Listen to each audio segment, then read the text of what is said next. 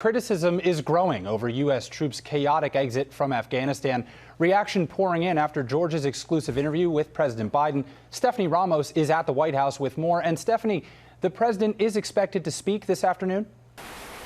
He is, Will. President Biden is defending his position, saying this is not the outcome they wanted in Afghanistan, but that they expected the Taliban to take over at some point. This morning, President Biden's answers on the chaotic withdrawal from Afghanistan now fueling fresh criticism. In his only interview since the Taliban overtook the country, Biden telling ABC's George Stephanopoulos that no one predicted it would happen so quickly. Back in July, you said a Taliban takeover was highly unlikely.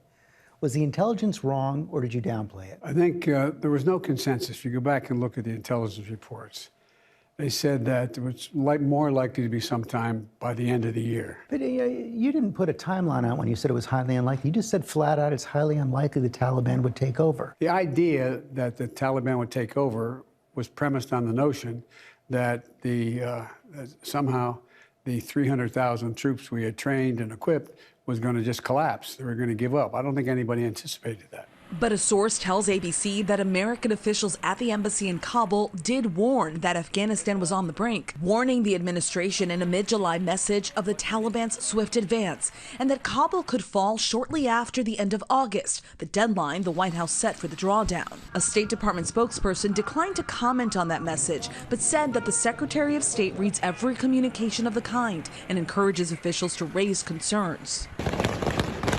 That source also says the officials urged the State Department to begin airlifting Afghan allies out immediately. But in 1 month, that evacuation effort brought fewer than 2,000 Afghans out, leaving tens of thousands frantic for escape. The president has staunchly defended his exit strategy, saying turmoil was inevitable. So you don't think this could have been handled, this exit could have been handled better in any way? No mistakes? No, I don't think it could have been handled in a way that we're going to go back in hindsight and look, but the idea that somehow there's a way to have gotten out without chaos ensuing, I don't know how that happens. Republicans slamming that statement, Senator Tom Cotton calling it a bald-faced lie, and Congresswoman Liz Cheney tweeting a truly ignorant and shameful performance by an American president.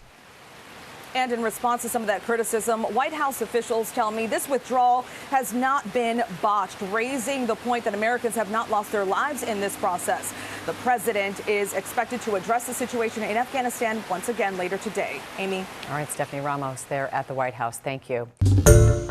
Hi, everyone. George Stephanopoulos here. Thanks for checking out the ABC News YouTube channel. If you'd like to get more videos, show highlights, and watch live event coverage, click on the right over here to subscribe to our channel. And don't forget to download the ABC News app for breaking news alerts. Thanks for watching.